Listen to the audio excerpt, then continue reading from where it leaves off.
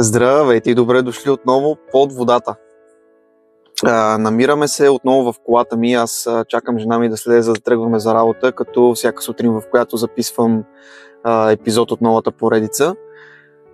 Мисля, че вече сме 6-ти епизод и дойде време да разкажа за последният ми аквариум, което е всъщност една много забавна история.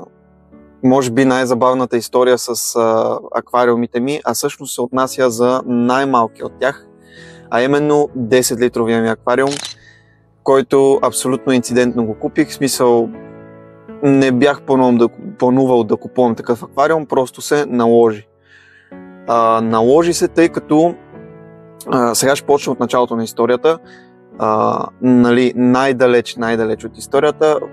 В аквариума на родителите ми, 100-литрови аквариум на родителите ми, с тернеците и всички други неща, които имаше в него, имаше една мъжка бета. Така, много от вас ще кажат мъжка бета с тернеци, с данюта и други такива подобни риби, не е оферта, не е окей. Да, наистина, съгласен съм с тази история, но тази бета живя доста време, без да има никакви проблеми с останалите риби. Мисъл, не се биеха, не си скубеха перките и така нататък, никакви проблеми.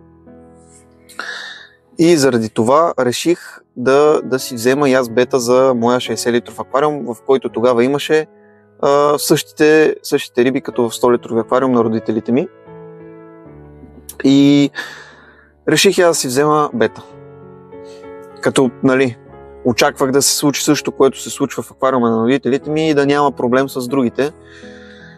Но за мое нещастие, в момента, в който пуснах бетата в аквариума, абсолютно целият пасаж тернеци се хвърли върху бетата и я притиснаха в ъгълчето при филтъра.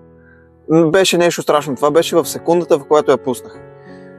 При което аз веднага взех кепчето, веднага я извадих от водата и започнах да умувам какво ще правя. Същия ден бяхме с жена ми до един магазин тук и намерихме едно като свещник, такова стъклено, ето толкова голямо и толкова високо, някъде като буркан, просто в който се слага свещ с стойка, и реших, че ще го напълня с вода.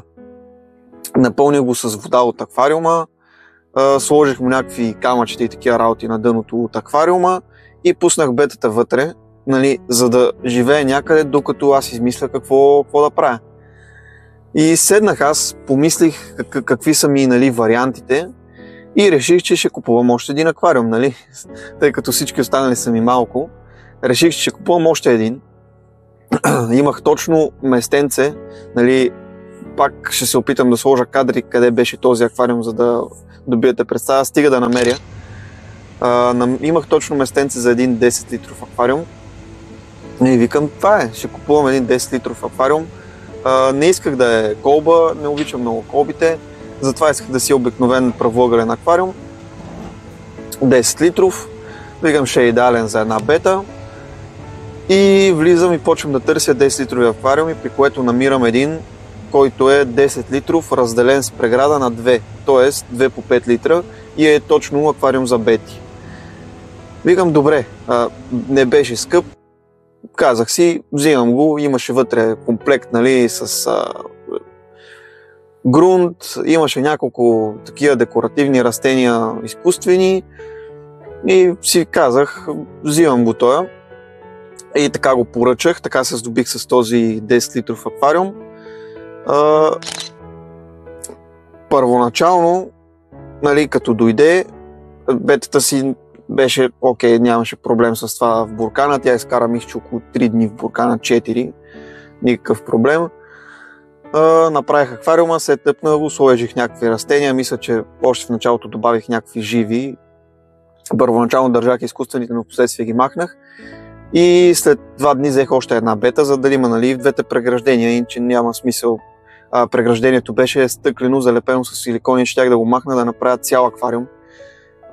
После ще ви разкажа за това, но да, взех втора бета и в двете преграждения гледах 2 бети, една напълно синя Half Moon Beta и една напълно червена Half Moon Beta. Всъщност не знам дали бяха Dumbo или Half Moon, но няма значение.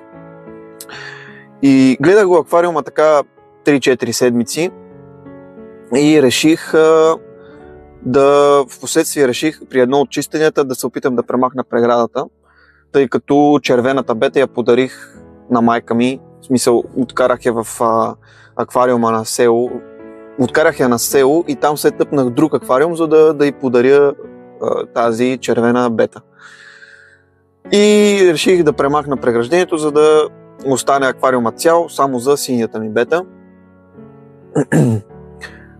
Както казах, беше залепено с силикон и доста тегаво се премахна. С едно макетно ножче рязах силикона, но все пак успях да го премахна и направих аквариума 10 литра, в който пуснах синята бета, която живя доста време там, може би няколко месеца.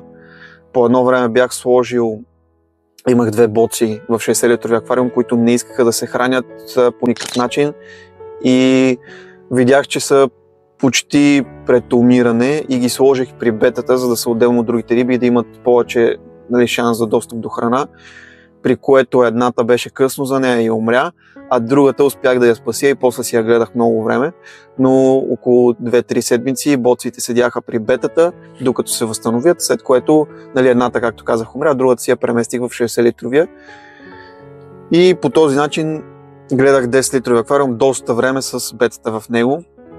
10-литровия аквариум в момента все още е в обращение и е на село при брат ми. В канала има клипче как го сетъпвам.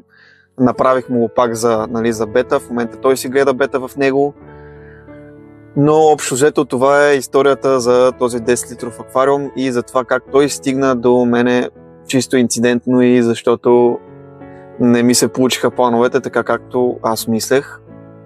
Но съм доволен, тъй като доста време го гледах и много му се радвах. Аз много обичам бетите, в момента нямам бета, но за по-нататък може би ще си взема пак една и ще си взема друг такъв малък аквариум, в който да я гледам. И така, мисля, че си изчерпах по тази тема с 10-литрови аквариум.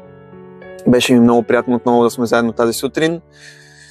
И ще се видим следващия път, приятели. Абонирайте се, харесайте клипчето, ако ви е харесало и чао от мен!